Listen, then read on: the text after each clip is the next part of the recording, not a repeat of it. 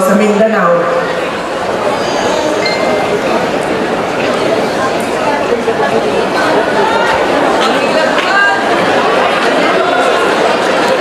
Kagahapon, so muna,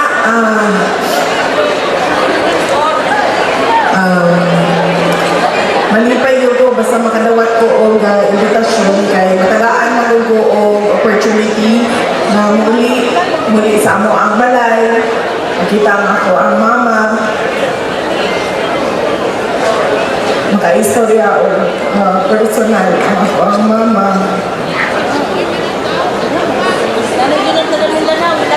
Kunya, makauli, magamit ako ang kanang nahikod na kung imuhan yun ang kama na ginatulugan din mo. Dito magod sa Manila, nag-arkila lang mayroon. Balay. So, hindi komportable kung asa ni nagapuyo kay dili siya amo ang balay pero may mag-amping kay dili kami ang tag-ilan sa balay. So pag makauli kami dili sa some sort of a safe space para sa amo sa pamilya. And na-nostalgic ko kay nakita na ako mga kauman sa City Hall kanianto and nakaingon ko sa akong kaugalingon na nakaganganina, nakahuna-huna ako sa ako ang kaugalingon kung sa kahaon, dagan na lang ko mayor. Wala na lang ko nilagan vice president. Vice president gani, magdagan na ito.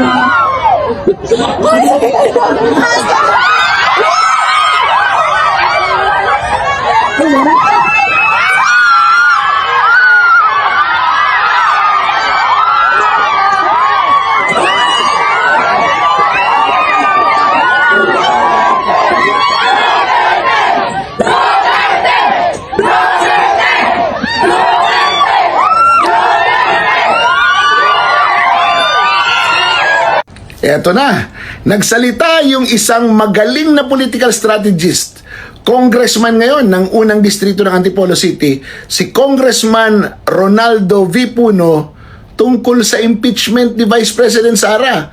At ang sabi niya, mas maigi pang tutukan natin ang mga problema ng bayan ngayon kaysa sa magsayang ng oras sa impeachment ni VP Sara na sa kanyang pananaw ay recycled lamang. Ito pananaw namin, tinignan namin yung mga complaints na pinasok, halos pareho sa mga pinag-usapan dati sa Quadcom, at saka yung iba pang mga pangungusap doon sa Kamara.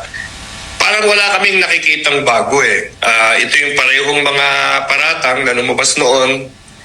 At napag-usapan na ng mabuti ito noon. I mean, matagal di ba? Yung mga hearing natin sa Quadcom. Mukhang nadiin na natin itong mga issue na to. So, parang kumbaga, wala akong nakikita na hindi ibinabalik lamang, parang nare-recycle, Ayun, sabi niya, parang nire-recycle lang yung complaint. Binasa nila pareho din ang laman. Remember, Congressman Puno was once the DILG secretary, a known political strategist, at alam naman natin ang kalibre nito pagdating sa mga presidential elections, Panoorin natin. Sa amin, sa NUP, naghahanap kami ng matibay na ebidensya. Talagang maliwanag na dahilan kung bakit namin iakyat ito sa Senate para sa impeachment trial. Sana makakita kami ng kumbaga smoking gun, isang tao na nagsasabi kinuha ni Vice President Duterte itong pera linagay sa handbag niya at bumili ng kung ano-ano sa mall. Or sana lumabas yung report ng AMLA na nagsasabi na may bilyon na nasa accounts nila. Katulad ng sabi nila na meron daw ng ibang mga nag-file ng mga kaso. Kasi kung hindi naman namin makita yun, parang wala na kaming nakikitang dahilan kung bakit pag-usapan pa ito eh. Ang dami nating problema, alam niyo yung ekonomiya natin bumababa, hindi pa rin nasusolusyonan lahat ng mga public works na issues, hindi pa napapalabas yung report ni Senator Panfilo Lacson sa Blue Ribbon na mukhang hinaharang ng ibang tao. So para sa amin, alam mo, kung wala naman talagang matinding ebidensya dito, tutukan na lang natin yung mga malalaking problema nandiyan pa sa atin. So klaro, kung wala naman smoking gun, kung walang bago, kung walang magtitestify na nagsabi na si Sara Duterte kumuha ng pera, ibinili niya ng kung ano-ano, or report galing sa AMLAC nagsasabing merong mga depositong pera sa mga accounts ni VP Sara, wala daw bago, sabi ni Congressman Puno. This man knows politics very well.